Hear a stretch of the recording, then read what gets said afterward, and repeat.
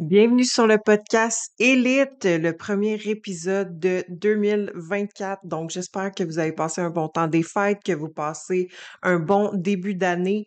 Donc, premier épisode, ça fait plus d'1 an que j'ai commencé le podcast. Ça fait 1 an et quelques mois, si je me rappelle bien. Donc, avant de commencer, je voulais remercier toutes les fidèles auditrices qui prennent le temps de laisser un 5 étoiles sur Spotify. Ça me montre que vous aimez le podcast et ça m'encourage à continuer de vous divulguer des petites histoires, des péripéties. Je reçois des clientes, je reçois des invités. J'ai beaucoup d'épisodes solo aussi. Donc, bref, ça m'encourage à vous divulguer les bonnes informations concernant l'entraînement, l'alimentation, le bien-être, si vous désirez améliorer votre physique et optimiser votre hygiène de vie. Donc, comme premier épisode de podcast de 2024, j'ai une cliente qui m'a écrit dans le temps des fêtes, justement, avant le début de l'année où on était déjà le 1er janvier. Bref, elle m'a écrit puis elle m'a dit: «Hey Sarah, ça pourrait être pas pire que tu fasses, un épisode pour parler du mindset, à avoir, pour qu'on soit capable là d'atteindre des résolutions, tu sais, c'est quoi les trucs, tout ça». Puis j'y ai répondu: «Eh ben oui, c'est vraiment une super idée». Hem, mais l'affaire avec ça, c'est que je vais vous expliquer mon point de vue en termes de justement, le mindset, tout qu'est-ce qui est, donner des conseils sur, le changement, tout ça. Pour vous mettre en contexte, dans le fond, moi, cette année, je pensais là, dans les années suivantes que j'avais fait du travail sur moi, mais définitivement non. J'ai vu la différence du moment que, j'ai commencé à voir ma psychologue cette année. Ça a vraiment été un game changer, voyons, excusez-moi, un game changer pour moi. Au niveau de justement mes comportements, mes relations, ma relation amoureuse, comment je perçois les choses, mon estime de soi, ma confiance en moi. J'ai vraiment vu une différence du moment que j'ai fait affaire avec un professionnel, donc une psychologue qui peut vraiment bien me conseiller là-dedans, puis que j'ai arrêté, de regarder des vidéos justement de motivation, applique ces concepts-là pour changer, puis tu sais, c'est correct, mais je trouvais que c'était un peu de la masturbation mentale, si on veut. Tandis que, moi, ça a vraiment cliqué avec ma psychologue. J'en avais vu, un autre avant, puis, là, j'en ai trouvé une autre qui, clique vraiment avec moi, puis que ça m'a vraiment fait travailler sur moi-même, puis définitivement, je vais continuer, à la voir. Puis ça m'a permis de réaliser dans le fond que définitivement, ce n'est pas la job d'un coach de donner des conseils sur tout ce qui est psychologique. On n'a pas d'études pour conseiller les gens, à changer leur comportement ou pourquoi il y a des filles qui réussissent à changer, d'autres que non. Tu sais, oui, il y a l'aspect de peut-être tes plans, ils étaient pas personnalisés à toi, puis ça l'a pas cliqué pour toi, le type d'approche de coaching. Mais il y a d'autres raisons aussi qui peuvent être cachées du pourquoi une personne est capable de changer ses habitudes de vie, d'autres non. Pourquoi il y a des personnes qui sont en surpoids, sont diabétiques, ils risquent de faire des crises de cœur, ils ont du cholestérol, puis c'est pas assez pour qu'ils prennent action. Il y a des raisons psychologiques, puis selon moi, ce n'est pas la job d'un coach d'aller creuser là, dans cette psychologie-là. Là. On s'embarque dans des terrains euh, très dangereux, là, si je pourrais dire. Là. On peut carrément scraper la vie de quelqu'un si on parle d'un sujet qu'on ne connaît pas du tout. Là. Fait que c'est pour ça aussi que je parle pas beaucoup de mindset puis tout ça dans mes publications. J'en parlais un peu avant jusqu'à temps justement que je me rende compte c'est quoi réellement quelqu'un qui est formé pour aider quelqu'un du niveau psychologique.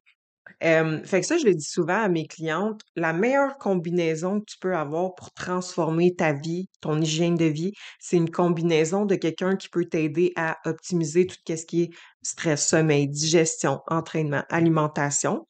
Puis, il y a l'aspect que tu ailles chercher l'aide d'une autre personne qui peut t'aider côté mental, psychologique, défaire des patterns, bref, tout ça. C'est la meilleure combinaison que vous pouvez avoir. Fait que, c'est ça. Je me suis dit, ben, Oui, je vais faire un épisode là-dessus, mais avant de commencer, je vais expliquer justement ce que je viens de vous dire.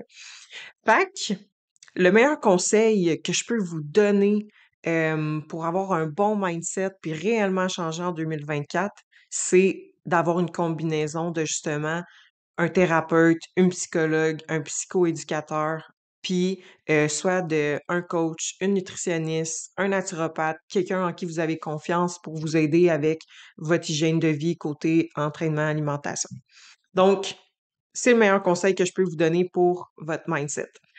Ensuite de ça, l'épisode finira pas là, évidemment. Donc, je me suis dit quand même, pourquoi pas vous parler, moi, des 5 points qui font en sorte que personnellement, ça fait des années que je suis capable de rester assidue dans ce mode de vie-là, puis que pour moi, c'est plus une tâche, c'est plus une difficulté, c'est juste ça fait partie de moi, c'est ma routine. Même quand ça me tente pas, je le fais, puis j'ai tout le temps conscience de mon alimentation.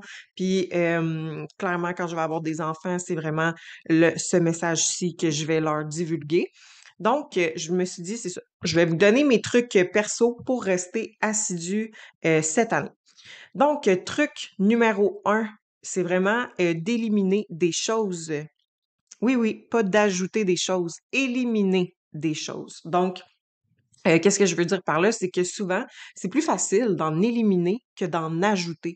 Fait qu'exemple que, je sais pas, moi, tu te rends compte que tu perds 30 minutes par jour sur ton téléphone, sur les réseaux sociaux. Bon, ben parfait, tu sais, tu te mets un alarme où il y a des espèces d'applications là, que tu peux installer que c'est comme un contrôle parental qui vient bloquer certaines applications à partir de ça fait combien de temps que tu as utilisé cette appli-là, ben là, il va y avoir un frein ou à partir de telle heure, tu as un frein pour l'app. Fait que bref, c'est toujours plus facile d'éliminer des choses plutôt que d'en ajouter. Fait que moi, c'est quelque chose que je fais fréquemment. L'année passée, j'avais éliminé le fait de prendre mon téléphone le soir là, après 8 heures. Donc, ça l'a resté, puis c'est sûr que je vais toujours le garder. Ça arrive des fois, mais c'est vraiment, vraiment, vraiment rare. Puis j'ai vu une différence sur mon stress. Le fait de arrêter de prendre les réseaux sociaux à partir de 8 heures le soir, pour moi, c'est vraiment un game changer. Fait que je fais autre chose, là. C'est du me time, je suis avec mon chum, amis, famille, peu importe. Fait que 8 heures le soir, je ferme les réseaux. J'ai aussi enlevé mes notifications. Fait qu'encore une fois, j'ai éliminé des choses plutôt que d'en ajouter. Fait que là, je parle bien gros de téléphone, là, mais ça peut être autre chose. Éliminer des choses, c'est souvent plus facile que d'en ajouter. Point numéro 2, horaire.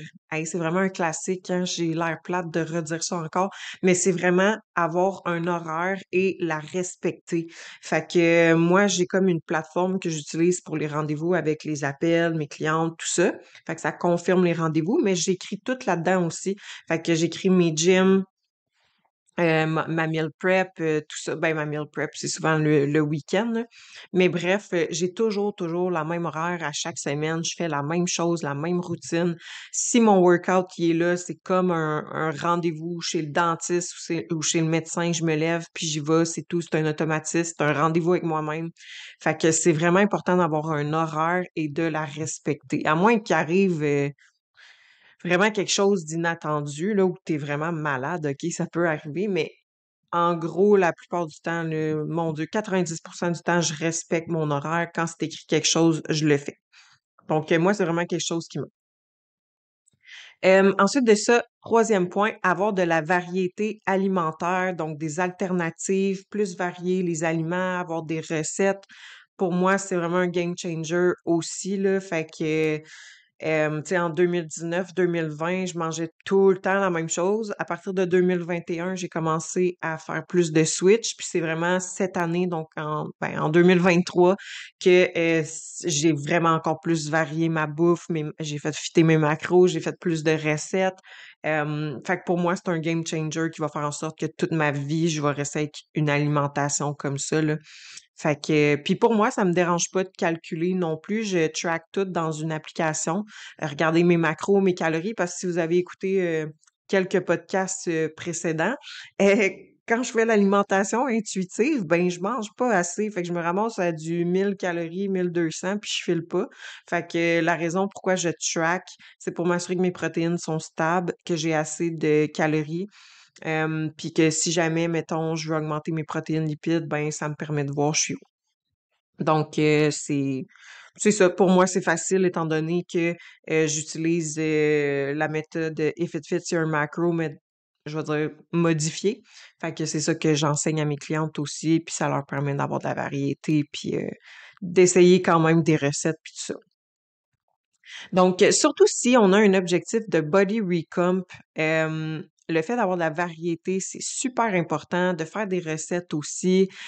Puis, je fais un astérix là-dessus, là, c'est tellement important d'avoir une programmation au niveau de votre nutrition. On dit souvent que c'est important d'avoir une programmation pour l'entraînement, mais la nutrition, je dirais que c'est encore plus important. On le dit souvent, là, mais 80% de vos résultats physiques vont venir de l'alimentation, mais c'est important d'avoir une programmation pour euh, éviter d'être constamment en déficit calorique parce qu'on sait que pour perdre du gras, perdre du poids, on ne sera pas de cachette, c'est un déficit de calories. Oui, il y a autre chose à tenir compte, mais reste que c'est quand même un calorie déficit qui va faire en sorte qu'on va pouvoir perdre du poids puis du gras.